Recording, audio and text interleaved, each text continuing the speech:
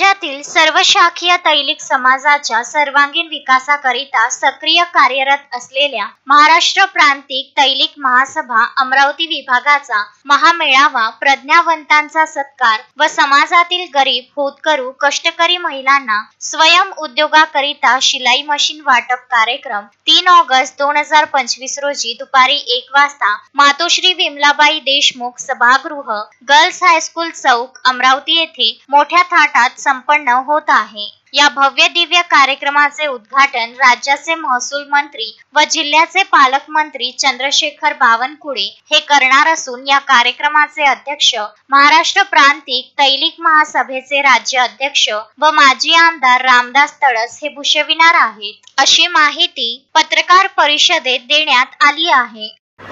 मी संजय मापले, महाराष्ट्र प्रांतिक तैलिक महासभेच्या वतीने रविवार दिनांक 3 ऑगस्ट 2025 रोजी मातोश्री विमलाबाई देशमुख सभागृह, शिवाजी चौक, अमरावती येथे महाराष्ट्र प्रांतिक तैलिक महासभेच्या वतीने